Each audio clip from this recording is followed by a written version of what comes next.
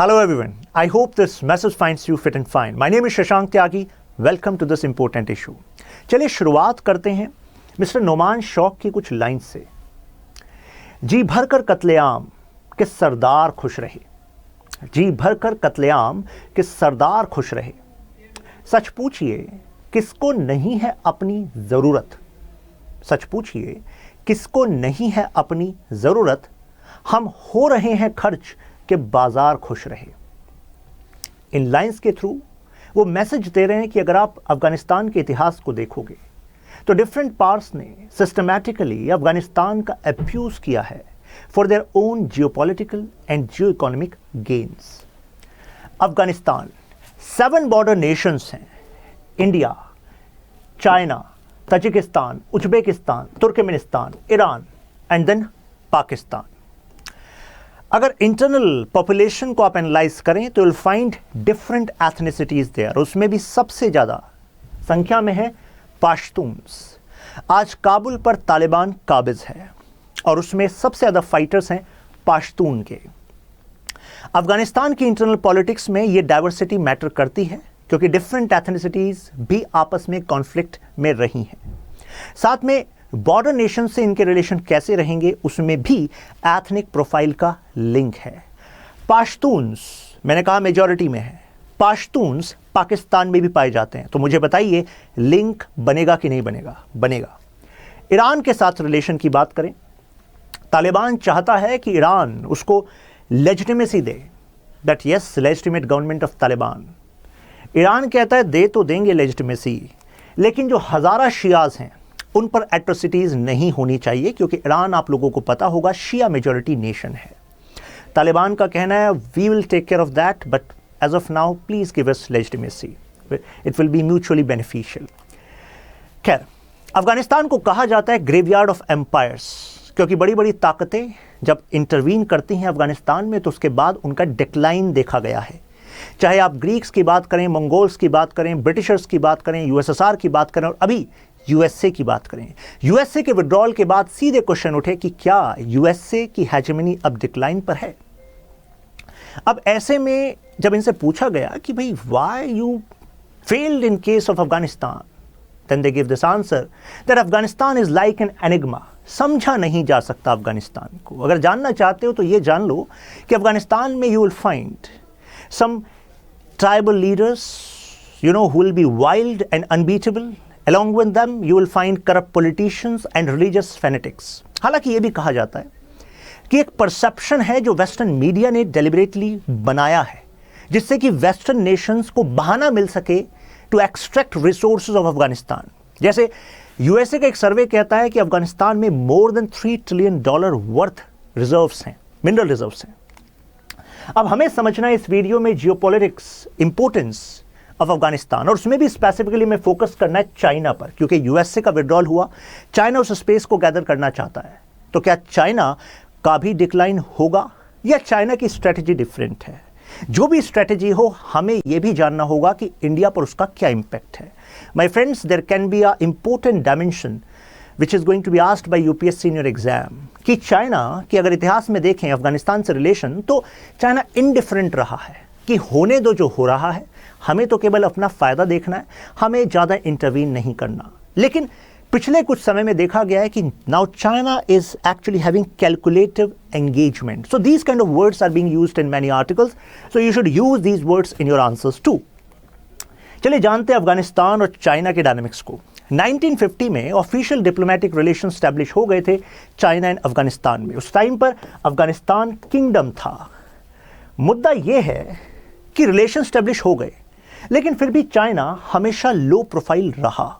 चाहे कोई भी चेंजेस आए अफगानिस्तान में, चाहे वो यूएसएसआर का वहाँ पर कम्युनिस्ट गवर्नमेंट को स्टैब्लिश करना हो, कम्युनिस्ट इंटरवेंशन हो, उसके बाद तालिबान का यूएसएसआर को पुशबैक करना हो, फिर तालिबान के पनाह में अलकायदा द्वारा 9/11 को अंजाम देना हो, उसके बाद यूएसए का उठना कि अब नहीं छोड़ेंगे, वॉर ऑन टेरर।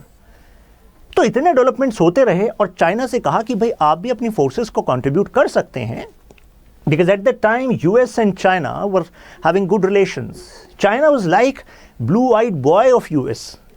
क्योंकि मैन्युफैक्चरिंग सस्ते में वहाँ पर हो रही थी, तो यूएस की कंपनीज के लिए भी फ़ायदा था, रिश्ते बहुत अच्छे थे। चाइना ने कहा नहीं, हम नहीं आएंगे। क्यों नहीं आएंगे? एक पर्सपेक्टिव ये भी है कि चाइना को पता था कि अफगानिस्तान के गेम में वेस्टर्न पावर्स डोमिनेट करेंगी, नेटो का रोल आ रहा है, तो ऐसे में सबऑर्डिनेट रोल चाइना नहीं लेना चाहता था। तो आप इसके पीछे की पॉलिटिक्स समझ गए होंगे कि जहां पर ऑलरेडी ताकतवर बैठे हैं और पता है कंपैरेटिवली अभी आप उतने ताकतवर नहीं हैं और वो आपको स्ट्रेटेजिक स्पेस देने नहीं वाले, तो ऐसी जगह खड़ा होने से तो अपना कद छोटा करने वाली बात होगी। तो ऐसे में बाइड योर टाइम, अपने सही समय का इंतजार कीजिए, और शायद वो सही समय आ गया है। यूएस का विड्रॉल होता है, वैक्यूम हो जाता है पावर का, और अब सुरक्षा के नाम पर यह कहा जाता है कि अफगानिस्तान का इतिहास देखिए, हमेशा किसी न किसी एक महाशक्ति का छत्र रहा है अफगानिस्तान पे। तो क्या अब चाइना को वो मौका भुनाना चाहिए? अब देखिए चाइना का जो रेस्पॉन्स है उसके रीजंस क्या हैं, ये डायमेंशंस हैं जो आपके आंसर में रिफ्लेक्ट होने चाहिए। In the end of this video I'll show one question also that is going to be important question। तो अभी से जो मैं डायमेंशंस पे हाईलाइट कर रहा हूं, तो प्लीज रिमेंबर देम और नोट देम डाउन, डायरेक्टली आपके आंसर में यूज होंगे। चाइना का रेस्पॉन्स का रीजन क्या है? एक तो है ज्योग्राफिकल प्रॉक्सिमिटी। आप इस बात से वाकिफ होंगे कि अगर पड़ोस में आग लग रही है तो आप दरवाजे बंद करके शांति से सो नहीं सकते, क्योंकि वो आग आप तक भी आएगी।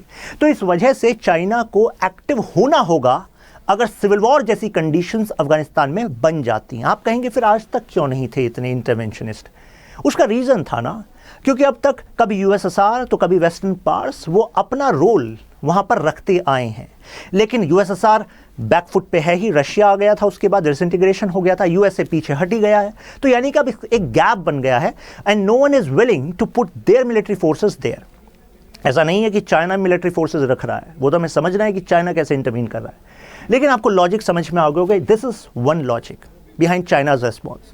Second is domestic compulsion. Domestic compulsion को मैं दो पार्ट में डिवाइड करना चाहूंगा, एक है सिक्योरिटी और एक है ट्रेड। सिक्योरिटी, चाइना का जिंगजियांग रीजन और उसमें उइगुर मुस्लिम्स का इशू।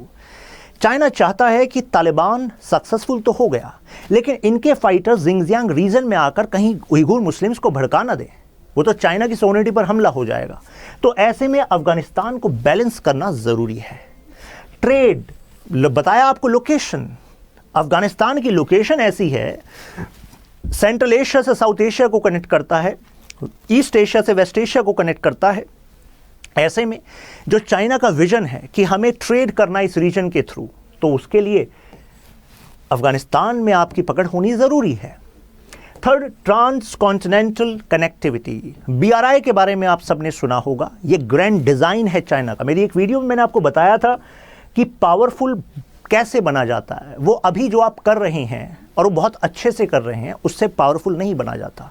पावरफुल बना जाता है कि आप कैसे आगे के फ्यूचर को शिफ्ट करने वाले हैं। Do you have some system in place? क्या आप ऐसे शेप करेंगे वर्ल्ड पॉलिटिक्स को जिससे कि चीजें आपके फेवर में होने लगेंगी? तो वो होने लगेंगी का प्लान चाइना के पास है। China is having grand design, so for that Afghanistan location becomes important.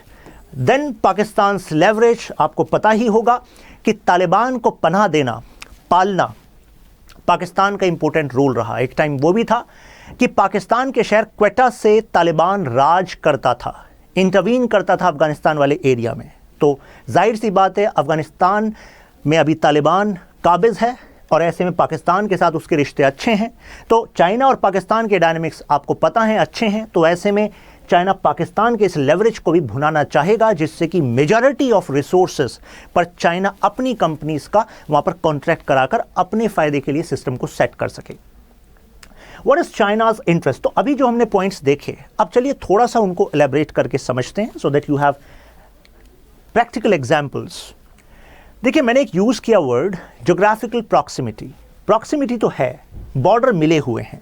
ये आपका वखान कॉरिडोर, जिसके थ्रू चाइना रोड बिल्ड करके कनेक्ट करना चाहता है अफगानिस्तान में, और काम चल भी रहा है।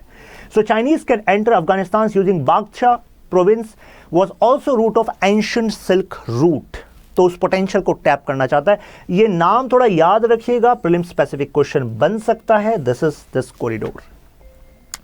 Apart from this, through Afghanistan, China देखिए टैप करना चाहता है गल्फ की मार्केट में, चाइना टैप करना चाहता है ईस्ट एशिया की मार्केट में, चाइना टैप करना चाहता है यूरोप की मार्केट में। तो कुल मिलाकर बात यह है कि व्यापार के लिए जरूरी है रास्ते, रास्ते के लिए जरूरी है जहां से रास्ते गुजरने हैं वहां पर आपकी पकड़ हो, अच्छे संबंध हो, और रास्ते में हमें ध्यान रखना है कि कॉस्ट इफेक्टिव हो, सेफ एंड सिक्योर हो।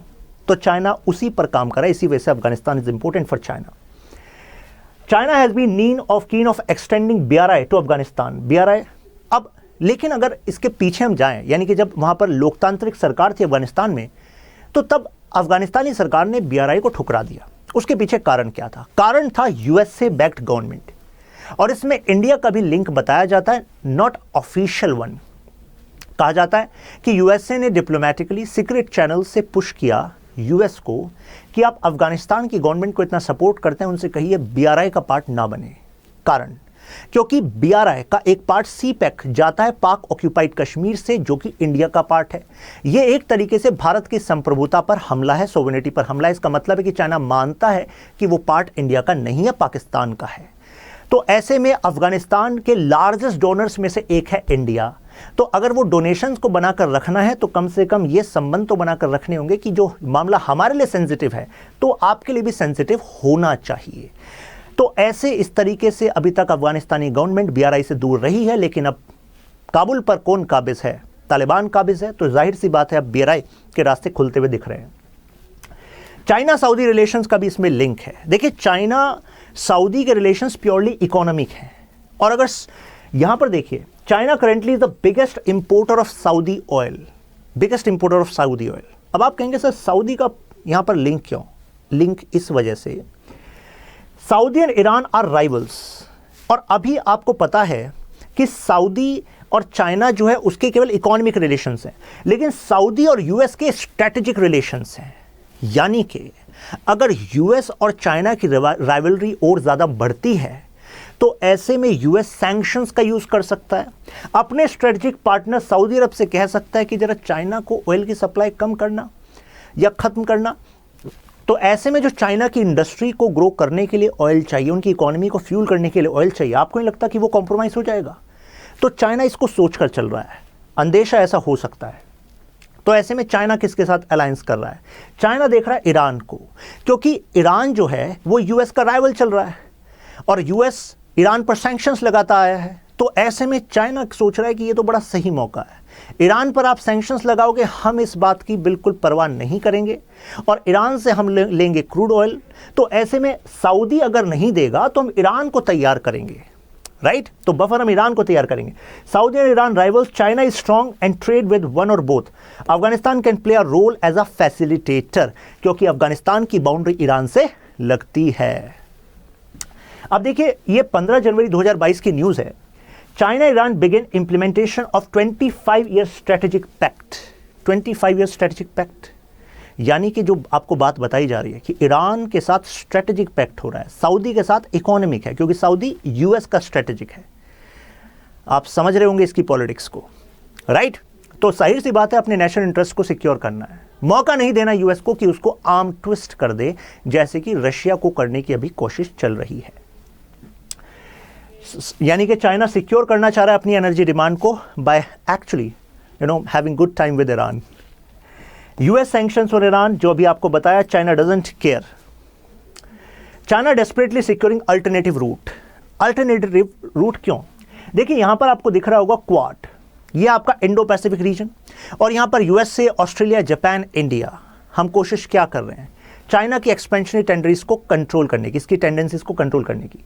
तो चाइना को लग रहा है अगर साउथ चाइना सी में एक्टिवेट हो गई अदर पावर्स, और इससे चाइना के जो ट्रेड रूट्स हैं वो कॉम्प्रोमाइज होते हैं, तो चाइना के पास अल्टरनेटिव रूट्स होने चाहिए थ्रू अफगानिस्तान। तो China already Gwadar and in these areas China wants to penetrate. ध्यान रखिएगा, cheap, short and safe, these are the three criteria which China is putting in mind while deciding alternative trade routes। Practical वाली बात है ना भाई, व्यापार तो वही होगा जब रास्ते सिक्योर होंगे, सस्ते होंगे, राइट, सेफ होंगे। नाउ अभी विड्रॉल जैसे ही होता है US का अफगानिस्तान से, तो ये थ्रेट है स्टेबिलिटी के लिए। अब थ्रेट अगर स्टेबिलिटी के लिए होता है तो मुझे बताइए चाइना के लिए भी मुश्किलें होंगी कि नहीं होंगी? बिल्कुल होंगी, क्योंकि चाइनीज कंपनीज ने भी तो वहां कॉन्ट्रैक्ट लिए हुए हैं। तो ऐसे चाइना के जो लॉन्ग टर्म इंटरेस्ट हैं विद रिगार्ड टू अफगानिस्तान वो कॉम्प्रोमाइज हो जाएंगे अगर अब भी चाइना साइडलाइन पर बैठा रहा, राइट। तो threatening China's long term interest, अभी आपको बताया था trillions of dollars underground resources हैं, more than $3 trillion underground resources in Afghanistan, China उनका यूज करना चाहता है। अब देखिए, अभी तक आपको स्टोरी में पता लगा, इस डायनेमिक्स में पता लगा कि अच्छा चाइना क्यों चाहता है अफगानिस्तान को, लेकिन ये जो लव है ये ऐसा नहीं वन साइडेड है, ये म्यूचुअल है। म्यूचुअल कैसे? 2014 मिस्टर अशरफ गनी राष्ट्रपति पद की शपथ लेते हैं और पहली ट्रिप कहाँ लगाते हैं? चाइना में। माय फ्रेंड्स, इंटरनेशनल पॉलिटिक्स में बड़ा मैटर करता है कि कोई देश का राष्ट्रपति या प्रधानमंत्री पहली ट्रिप कहाँ लगाता है। इससे एक इम्प्लिसिट मैसेज जाता है कि आप हमारे लिए प्रायोरिटी हैं। तो अशरफ गनी ने प्रूफ किया कि चाइना आप हमारे लिए प्रायोरिटी हैं। First visit to China. और इसके बाद एक टाइटल काफ़ी आर्टिकल्स में पॉपुलर हुआ, रीसीक्वेंसिंग ऑफ रीजनल जियोपॉलिटिकल लैंडस्केप, यानी कि साउथ एशिया की जो जियोपॉलिटिकल लैंडस्केप है अब उसकी रीसीक्वेंसिंग दिख रही है। अब चाइना को प्राइमरी पार्टनर मान रहा है अफगानिस्तान, और अगर चाइना को प्राइमरी पार्टनर मानेगा और इंडिया और चाइना के रिलेशंस अच्छे नहीं है तो यानी कि अफगानिस्तान और इंडिया के बीच दूरियां बढ़ेंगी या करीबियां आएंगी, क्या होगा इसका? तो इस वजह से कहा गया कि अब कुछ रीसीक्वेंसिंग दिख रही है। अफगानिस्तान के क्या रीजंस हैं? भाई कुछ ना कुछ रीजंस होंगे। इंडिया इतने ज्यादा डोनेशंस कर रहा है, more than $2 billion we have actually invested there, then why they are actually giving first visit to China? Reason समझिए। Peace negotiations. अब आप कहेंगे शांति की नेगोशिएशन किसके साथ? अरे तालिबान के साथ। और अब आप कहेंगे कि यार ये काम तो हम भी करा देते। अच्छा, कैसे करा देते आप? क्या हमने ऑफिशियली कोई टॉक्स रखी थी तालिबान के साथ? नहीं, बैक चैनल टॉक हम लास्ट तक करते आए थे। लेकिन अगर चाइना की बात करें, चाइना ने सन 2000, सन 2001 में ट्रीटी करी थी तालिबान के साथ। सन 2000 की बात कर रहा हूं। चाइना ने उस टाइम कहा था तालिबान आप पावरफुल हो रहे हो अफगानिस्तान में, और हमें तो मतलब ये है कि हमारे इंटरेस्ट सिक्योर हैं। तो इस वजह से बता रहे हैं आपको कि उइगुर मुस्लिम्स का जो इशू है जिंगजियांग रीजन में, उसकी तरफ उठाकर मत देखना, ठीक है। तो ऐसे में तालिबान ने कहा बिल्कुल सही है, कोई दिक्कत नहीं है। साथ में कहा हमारे जो इकोनॉमिक इंटरेस्ट हैं वो कॉम्प्रोमाइज़ नहीं होने चाहिए। तालिबान ने कहा बिल्कुल ठीक है, कोई दिक्कत नहीं है, बदले में आप क्या करेंगे, हम आपको तकलीफ नहीं देंगे। तो ऐसे में ऑलरेडी उनका क्योंकि टाई अप रहा है तालिबान की बॉडी के साथ, तो ऐसे में नेगोशिएशन कौन करा सकता है? जिसके ऑलरेडी टाई अप होते हैं। सेकंड है रीजनल कनेक्टिविटी। तालिबान, अफगानिस्तान भी तो चाहता है ना, अशरफ गनी भी तो चाहते थे ना कि रीजनल कनेक्टिविटी हो, क्योंकि अफगानिस्तान को प्रॉस्पर करने के लिए रोड्स इंफ्रास्ट्रक्चर तो चाहिए, और इंफ्रास्ट्रक्चर पे इन्वेस्ट करने की जितनी कैपेबिलिटी चाइना के पास है उतनी साउथ एशिया में किसी के पास नहीं है, ये बात सबको पता है, राइट। इकोनॉमिक ग्रोथ, उसके लिए भी चाइना का कोऑपरेशन जरूरी था। तो इन 3 रीजन की वजह से अफगानिस्तान के लिए चाइना जरूरी था। ध्यान रखिए इन पॉइंट्स को, आंसर की लेजिटिमेसी इन्हीं पॉइंट से बनेगी। Will China replace the US in Afghanistan? 2 reasons हैं चाइना के पास, आपको अब तक समझ में आ गया होगा। एक तो सिक्योरिटी है और दूसरा इनके खुद के स्ट्रेटेजिक इंटरेस्ट है, जिनका अभी मैंने जिक्र किया था। अब rivalry between China and US. अब देखिए, मुझे आप खुद बताइए कि अगर अफगानिस्तान में अनस्टेबिलिटी है और उस अनस्टेबिलिटी को आज से 10 साल पहले दूर करने के लिए चाइना वहां पर चला जाता और कुछ हद तक सक्सेसफुल भी हो जाता, तो वहां पर चाइना को कुछ क्रेडिबिलिटी मिल जाती है। लेकिन अगर यूएस जैसी महाशक्ति, यूएस जैसी पावर अगर फेल हो जाए जिस काम में, और उसके बाद चाइना अपनी टेक्निक से वहां पर कुछ हद तक स्टेबिलिटी ले आए, सामंजस्य ले आए, तो मुझे बताइए सेकंड केस या फर्स्ट केस, किस केस में चाइना की क्रेडिबिलिटी ज्यादा बूस्ट होगी? आई होप ये बात आपको समझ में आ गया होगा। इतना तो पॉलिटिकली करेक्ट आप होंगे कि सेकंड केस में, कि पहले आप करके देख लो, आप सुपर पावर हो ना, आप करके देख लो, हो गया आपसे, हो गए फेल, अब हम करके दिखाते हैं अपने तरीके से। अब हमने कर दिया तो अब हमारी क्रेडिबिलिटी मींस चाइना की साइड से बोल रहा हूं मैं, तो चाइना की क्रेडिबिलिटी क्या हो जाएगी? ज्यादा बूस्ट हो जाएगी, राइट। तो इस वजह से सही टाइम है, रीसेंट डेवलपमेंट्स जो देख रहे हैं हम इस एंगल से भी इनको देख सकते हैं।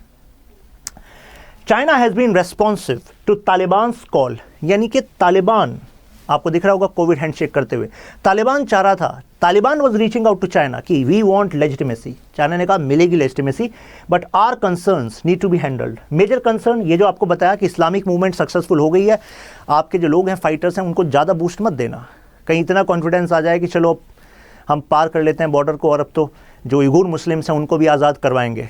ऐसा करोगे तो फिर दिक्कत में आ जाओगे, पूरा का पूरा तालिबान चाइना ने क्लियर मैसेज दे दिया है, ठीक है, साथ में हमारे जो इंटरेस्ट हैं वो मैनेज रहने चाहिए, बदले में आपको लेजिटिमेसी मिलेगी। अब आप कहेंगे यार ये लेजिटिमेसी की जरूरत क्या है? लेजिटिमेसी की जरूरत होती है, इसी बेसिस पे तो गवर्नमेंट रिकॉग्नाइज होगी, गवर्नमेंट की ट्रीटीज रिकॉग्नाइज होंगी, government to government contract recognize होगा, ट्रेड के जो पैक्ट्स होंगे वो रिकॉग्नाइज होंगे। तो इस वजह से पड़ोसी देशों से इंटरनेशनल लेवल पर लेजिटिमेसी जरूरी होती है किसी भी सरकार को। Now that Taliban have return to power, Taliban तो आ गया है, there is a risk of increase in the presence of ISIS and Uyghur extremist group in Afghanistan that may trickle into China. वादा तो कर दिया है, लेकिन एक और बात आपको बताना चाहूंगा। तालिबान का जब शब्द आता है तो आपके दिमाग में आता है कुछ फाइटर्स, और आपको लगता है कि अगर इन्होंने कुछ कहा तो बड़े तसल्ली से सुन रहे हैं, तो सब सुनेंगे इनकी बात को और मान जाएंगे, भाई चाइना की तरफ नहीं देखेंगे। लेकिन हकीकत इससे कुछ अलग भी हो सकती है, क्योंकि within Taliban group there are some factions as well, and these factions have other ideas, right? So it is a challenge for the Taliban leadership also to manage all factions under a coherent leadership. तो इस वजह से ये भी एक point है जिस पे चाइना को नजर बनाकर रखनी पड़ेगी। China has dealt with Taliban earlier, अभी आपको बताया था सन 2001 में ऑलरेडी ट्रीटी थी, इसी वजह से अशरफ गनी गए थे कि भाई तुम्हारे तो पहले ही संबंध है, जरा नेगोशिएशन करा दो शांति की। अब देखिए सिंघुआ यूनिवर्सिटी के डायरेक्टर हैं, डायरेक्टर रिसर्च डिपार्टमेंट, ठीक है, इनका क्या कहना है, जरा स्टेटमेंट पढ़िए। The truth is that China does not want to play cards in Afghanistan, भावनाओं को समझिए, no does it want to seek any geopolitical expansion. कितनी अच्छी बात कर रहे हैं, लेकिन माय फ्रेंड्स इसमें एक लॉजिक भी है। किसी भी पावर को अगर अपने आप को एक्सपेंड करना है तो एक बात को ध्यान रखना है कि दूसरे की इनसिक्योरिटी को न्यूट्रलाइज कर दीजिए। अगर आप बढ़ रहे हैं इस तरीके से कि दूसरे इनसिक्योर हो रहे हैं, तो वो झुंड बना लेंगे आपके खिलाफ, और फिर जितना आप एक्सपेंड हो सकते थे उतना नहीं हो पाएंगे।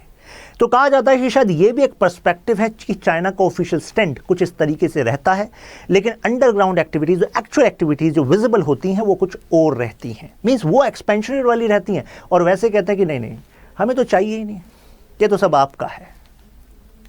लेकिन चाइना की स्ट्रेटेजी डिफरेंट है फ्रॉम यूएस। को existence over confrontation, US confront करता रहा है, इराक में कन्फ्रंटेशन, अफगानिस्तान में कन्फ्रंटेशन, हर जगह कन्फ्रंटेशन, सीरिया में कन्फ्रंटेशन। लेकिन चाइना की जो स्ट्रेटजी है वो है को एग्जिस्टेंस, हमें फायदा अपना कराना है, लेकिन आपको साथ मिलाकर कराएंगे फायदा। China's policy so far expand in what case, territorial base, expand in economic influence. Territorial base को कैसे एक्सपेंड कर रहे हैं? Roads, railways, physical infrastructure. किसी को नहीं चाहिए फिजिकल इंफ्रास्ट्रक्चर, क्योंकि इंफ्रास्ट्रक्चर से लॉजिस्टिक इंप्रूव होता है, फिर व्यापार आता है, इन्वेस्टमेंट आता है, जॉब्स बढ़ती हैं, तो हर किसी को चाहिए इंफ्रास्ट्रक्चर। चाइना कहता है हमारे पास एक्सपर्टीज भी है, पैसा बहुत कमाया, टेंशन वाली बात नहीं है, लोन देंगे आपको, और बाकी क्या होगा वो बाद में देखेंगे। खैर, लेकिन जो इकोनॉमिक इन्फ्लुएंस है उसके लिए Chinese market by selling it's product, तो चाइना का फोकस इस पे है। ये गोला बारूद जो है वो चाइना करता है अपने इंटरेस्ट को सिक्योर करने के लिए, प्राइमरी ये इंटरेस्ट है, इसको क्लियरली बताकर रखता है। नाउ इनकी जो पॉलिसी है, अब हमें पता लगा कि इनकी पॉलिसी जो है गाइडेड बाय इकोनॉमिक एंगल है, उनका पॉलिटिकल और आइडियोलॉजिकल एंगल वो बैकफुट पे है। ऐसा नहीं है कि वो कम्युनिस्ट का झंडा लेकर आ रहे हैं कि देखिए अफगानिस्तान हम तो यहाँ कम्युनिज्म करेंगे, फिर तालिबान के साथ संबंध कैसे बनाओगे, राइट? तो वो कहते हैं नहीं, ये आइडियोलॉजी हमारे तक है, आपको अच्छी लगे मानना, नहीं मानना मत मानना, क्योंकि हम तो आपके साथ जो संबंध बनाने आए हैं प्योरली इकोनॉमिक, आपके लिए फायदा है, हमारे लिए फायदा है। हम आपके इकोनॉमिक रिसोर्सेज को एक्सट्रैक्ट करेंगे, आपको पैसा मिलेगा, हम आपकी मार्केट में अपने प्रोडक्ट्स बेचेंगे, आपकी मार्केट में वायबिलिटी आएगी, लोग खरीदेंगे, प्लस फैक्ट्रीज भी लगाएंगे, सबको फायदा होगा। तो यानी कि एंगल उनका जो है इकोनॉमिक है। तो जो वो क्वेश्चन था कि यूएस को चाइना रिप्लेस कर रहा है क्या, जी हाँ कर रहा है, लेकिन कैसे कर रहा है, तरीका डिफरेंट है। वो इकोनॉमिक इंटरडिपेंडेंस के आधार पर अपने आप को एक्सपेंड करना चाहता है। और आप में से जो लोग सोच रहे होंगे यार ये क्या एक्सपेंशन है, एक्सपेंशन तो वही है जब तक टैंक ना उतरे, जब तक कुछ मिसाइल ना हो, जब तक कुछ मिलिट्री ना जाए, तब तक क्या एक्सपेंशन। देखिए एक्सपेंशन के तरीके होते हैं, क्योंकि अगर आपने इकोनॉमिकली एक्सपेंड कर लिया और इतना इकोनॉमिकली एक्सपेंड कर लिया कि दूसरे को डिपेंडेंट बना दिया, तो आपको चाहिए क्या कि दूसरे की टेरिटरी आपके हिसाब से चले। वो तो अब भी चल जाएगी जब दूसरा इकोनॉमिकली आप पर डिपेंडेंट हो जाएगा, राइट? जब लोन हो जाएंगे इतने ज़्यादा वो नहीं दे पाएंगे, तो वो भी आप उनकी पॉलिसीज़ को इन्फ्लुएंस कर सकते हैं। मुद्दा क्या है, इन्फ्लुएंस करना है अपने फ़ायदे के लिए। तो ये चाइना का तरीका है। Instead of operating the political structure, uproot नहीं करेंगे इन द काउंट, वो क्या करते हैं, China chooses to work with the existing regime. इसी वजह से जैसे तालिबान पावरफुल होने लग रहा था 2000 में ट्रीटी कर ली। अब चाइना, अब देखा तालिबान तो अब तो अल्टीमेट पावर बन गया वहाँ पर, तो कहा ठीक है पॉलिटिकल लेजिटिमेसी देंगे। तो ये चाइना का वे और चाइना का वे यूएस वे से डिफरेंट है, इस क्लैरिटी को रखिएगा। China has been beneficiary. अब चाइना और यूएस के जो संबंध हैं अभी तो आप देख रहे हैं कि कुछ कॉन्ट्रोवर्शियल है, लेकिन हमेशा ऐसा नहीं था। एक टाइम ये भी था कि चाइना ने अपनी इकोनॉमिक पावर को एक्सपेंड किया था यूएस की सिक्योरिटी नेटवर्क से। कहेंगे कि यूएस के सिक्योरिटी नेटवर्क से कैसे, जरा इस मैप को देखिए। ये जो आपको दिख रहे हैं ये सब यूएस के मिलिट्री प्रेजेंस है। भाई आपको अगर दूसरे देश से व्यापार करना है, ट्रेड करना है, आपके कमर्शियल शिप्स जा रहे हैं, तो उनको सिक्योर भी तो करना पड़ेगा। अब सिक्योर करने का तरीका एक तो ये है कि चाइना अपनी नेवल स्ट्रेंथ को बढ़ाता है यहाँ पर, कि भाई हमारे इकोनॉमिक इंटरेस्ट सिक्योर होंगे हमारी नेवी से। तो यूएस ने कहा तुम क्यों इतना खर्चा करोगे नेवी वगैरह पे, हम हैं तो सही, तो हमारे आपके साथ रिलेशन है, बस पॉलिसीज को ऐसा रखना कि म्यूचुअली बेनिफिशियल हो। चाइना ने कहा बिल्कुल करेंगे ऐसा। तो ऐसे में यूएस के जो सिक्योरिटी नेटवर्क से उसने की छत्र छाया में उसने अपने ट्रेड को बढ़ाया है। अभी मैंने एक वर्ड यूज किया था that China has been US's blue eyed boy, right, 1979 specifically. उसके बाद हमने देखा कि चाइना की पॉलिसी में डिफरेंस आया। डेंग जियाओपिंग ने एक बात कही थी जो माओ जेडोंग के बाद चाइना को लीड कर रहे थे, बाइड योर टाइम, अपने समय का इंतजार करो, अपने इकोनॉमिक ट्रांसफॉर्मेशन पर फोकस करो, मिलिट्री कन्फ्रंटेशन में अभी नहीं लगना है। चाइना ने वो किया। China has largely depended on US military presence, आपको बताया, जिससे इन्वेस्टमेंट और उसके जो ट्रेड रूट्स हैं वो सिक्योर हो सकें। Such cooperation could also be seen on the US side Obama administration. अब जरा इस कोऑपरेशन को देखते हैं अफगानिस्तान के अंदर। ओबामा एडमिनिस्ट्रेशन का मानना था कि चाइना को आने दो अफगानिस्तान में इन्वेस्ट करने के लिए, फायदा होगा। फायदा कैसे? उनका कहना है कि इससे अफगानिस्तान सरकार की कमाई बढ़ेगी, तो इससे अफगानिस्तान सरकार की जो डिपेंडेंस है ऑन फॉरेन डोनेशंस वो घट जाएगी। तो इस वजह से खुद यूएस इनवाइट कर रहा था चाइना को कि अच्छा मिलिट्री तो आप भेज नहीं रहे थे, चलो इन्वेस्टमेंट ही भेज दीजिए, इकोनॉमिक एंगल तो आप प्रोमिनेंट रखते हैं अपना। 75% to 80% of Afghanistan public expenditure, आंकड़े देखिए कितने चौंकाने वाले हैं, amounting to $11 billion annually came from foreign donors. इनके बजट का इतना पार्ट तो विदेश से जो डोनेशन आती थी उससे चलता था। तो ऐसे में चाइना एक वायबल ऑप्शन था कि इनको लाइए, ये पैसा भी देंगे, एक्सट्रैक्ट करेंगे रिसोर्सेज, कमाई बढ़ेगी, तो ये जो डिपेंडेंस है आपकी फॉरेन डोनेशंस पे ये क्या हो जाएगी, कम हो जाएगी। China's investment for example Aynak copper mines Afghanistan, ये कुछ लोकेशन वाइज क्वेश्चन कभी पूछ लेती है यूपीएससी, जैसे कि स्वात वैली पे भी एक बार पूछा था, तो ध्यान रखिएगा। एनक कॉपर माइल अफगानिस्तान, एनक अफगानिस्तान, यानी कि अब अफगानिस्तान को एनक लग जानी चाहिए, यू नो। खैर 2008 China refuse to contribute troops in international security force. अब ये बात तो आपको ऑब्वियस लग रही होगी, जब यूएस कह रहा था कि इंटरनेशनल सिक्योरिटी फोर्स को हमें उतारना है अफगानिस्तान में, चाइना ने दूसरी तरफ देखना स्टार्ट कर दिया। ये हमसे मत हो बोलिएगा, ये हम नहीं करते। देखिए ऑफिशियल स्टैंड क्या है चाइना की फॉरेन मिनिस्ट्री का। चाइना की फॉरेन मिनिस्ट्री कहती है कि हम अपने मिलिट्री ट्रूप्स को दूसरे के ग्राउंड पर नहीं उतारते, हम केवल यूएन पीस कीपिंग फोर्स को भेज सकते हैं पीस कीपिंग मिशन के लिए, वो भी कब, अगर यूएनएससी उसको अलाउ करे, यूनाइटेड नेशन सिक्योरिटी काउंसिल उसको अलाउ करे। अब आप में से जो लोग सोच रहे होंगे इनमें डिफरेंस क्या है, डिफरेंस ये है कि अगर चाइनीज फोर्सेस जाती हैं पीस कीपिंग मिशन में, तो उसका मतलब यह होता है कि आपकी फोर्सेस जाएंगी, लेकिन वहां पर किसी से लड़ने नहीं जाएंगी, आपकी फोर्सेस केवल उस देश में स्थिरता लाने के लिए और वहां के कुछ लोगों को, कुछ एसेट्स को सिक्योर करने के लिए जाएंगी। और पीस कीपिंग फोर्सेस जब जाती हैं तो ऐसे में जो भी लड़ रहा है दोनों को इंटीमेट कर दिया जाता है, सहमति ले ली जाती है और तब वहां पर वो उतारी जाती है। कन्वेंशनली ऐसा होता है, एक्सेप्शंस कैन बी देयर, ये तो आपको बता ही दिया। अब देखिए एक एंगल है, मैंने आपको बताया था कि बीआरआई को लेकर अफगानिस्तान की जो सरकार थी वो इतनी उत्सुक नहीं थी चाइना से जुड़ने के लिए। उसमें एक एंगल था, ये कहा जाता है कि इंडियन डिप्लोमेट्स ने कोवर्ट वे से बेसिकली बात की थी यूएस से कि देखिए हम इतना डोनेशन देते हैं, ऐसा मत कीजिए कि अफगानिस्तान की जो सरकार है वो उनको अलाउ करे। तो वही बात मैंने यहां पर समझाई हुई है जो इससे पहले आपको बताया था। Pakistan has along been, you know, अब देखिए जब अशरफ गनी की सरकार बनी, अशरफ गनी भारत के करीब थे क्योंकि उनको लगता था कि भारत इंटरवेंशनिस्ट पावर नहीं है, बिल्कुल हम नहीं है, उनको सही लगता था। और भारत जो है वहाँ पर इंफ्रास्ट्रक्चर ट्रांसफॉर्मेशन में भी हेल्प कर रहा है, स्किल बिल्डिंग में भी हेल्प कर रहा है, और भारत के साथ पीपल टू पीपल कॉन्टैक्ट भी अच्छे हैं। मीन्स अफगानिस्तान में भारत की इमेज अच्छी है। पाकिस्तान की हालांकि ख़राब रही है क्योंकि तालिबान को सपोर्ट किया और तालिबान ने टर्मोइल क्रिएट किया। पाकिस्तान को यही बात गवारा नहीं थी। पाकिस्तान को लगता था अशरफ गनी भारत के साथ जुड़ रहे हैं, ये ऐसा ना हो कि अफगानिस्तान की टेरिटरी को भारत जो है पाकिस्तान को डिस्टेबलाइज करने के लिए यूज़ करे। कई बार ये भी कहा जाता रहा है कि भारत की अफगानिस्तान में जो फॉरेन एम्बेसी मीन्स एम्बेसी रही है वो कई कोवर्ट ऑपरेशंस में एंगेज रही है, स्पेशली इन बलूचिस्तान। तो ऐसे में अब अशरफ गनी का जाना, तालिबान का आना पाकिस्तान के लिए खुशखबरी है। So there are apprehensions in quarters in India. जैसे तालिबान आ गया है तो ऐसे में कहीं वो कश्मीर और अदर एरियाज को टारगेट ना करने लग जाएं, क्योंकि पास्ट में ऐसा हुआ है। हमने अनुभव से सीखा है कि जब तालिबान, आज से 20 साल पहले की बात कर रहा हूँ, जब वो ताकतवर होना स्टार्ट हुआ था और यूएसएसआर को उसने फोर्सिबली पीछे कर दिया था, तो उस टाइम पर इतने कॉन्फिडेंट हो गए थे मुजाहिद, तो उनको कहा गया कि अब क्या करोगे आप, बताइए क्या करना है, अब कश्मीर की तरफ जाइए, वहाँ जिहाद करिए। तो ऐसा अब नहीं होना चाहिए। जितने वो तालिबानी फाइटर्स हैं उनको वहीं रोजगार मिल जाना चाहिए, इस तरफ नहीं आने चाहिए। Pakistan which will now be try to its best to have proxy war Pakistan अब कर सकता है। खुद डायरेक्टली इंटरवीन नहीं होगा, लेकिन इन लोगों को इन्फिल्ट्रेट ना कर दे। तो इस वजह से हमारी इंटेलिजेंस एजेंसीज को अब डेवलप अप करने पड़ेंगे अपने efforts. India should also be careful with the rise of extremist groups against them and unwanted communal and terrorist activities। ये कहा जाता है कि अब अगर आपको लगता हो कि तालिबान से कुछ खतरा है कि नहीं, किस तरह से पता लगे कि हाँ तालिबान का इफेक्ट हो रहा है, तो केवल आप बॉम्ब का इंतज़ार मत कीजिएगा, इन्फिल्ट्रेशन का इंतज़ार मत कीजिएगा, क्योंकि अब तालिबान हमें नुकसान पहुँचा सकता है अलग तरीके से भी। कैसे? साइकोलॉजिकली इम्पैक्ट करके ऑफ इंडियन यूथ, रेडिकलाइज करके कि देखो वहाँ हम सक्सेसफुल हो सकते हैं तो यहाँ तुम क्यों नहीं। तो ऐसे अगर भावनाएं उत्पन्न होती हैं तो उनको समय से न्यूट्रलाइज करना ज़रूरी है।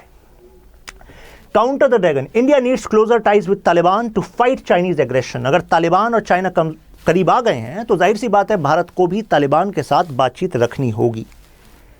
अब ये क्वेश्चन है आपके लिए in the end of this video. मुझे लगता है कि अभी तक मुद्दा आपके समझ में आ गया होगा। जो कीवर्ड्स की पॉइंट्स आपने जाने, उन कीवर्ड की पॉइंट के आधार पर अब इस क्वेश्चन को पढ़िए। From calculated indifference to active engagement, हम चाइना की पॉलिसी के बारे में बात कर रहे हैं विद रिगार्ड टू अफगानिस्तान।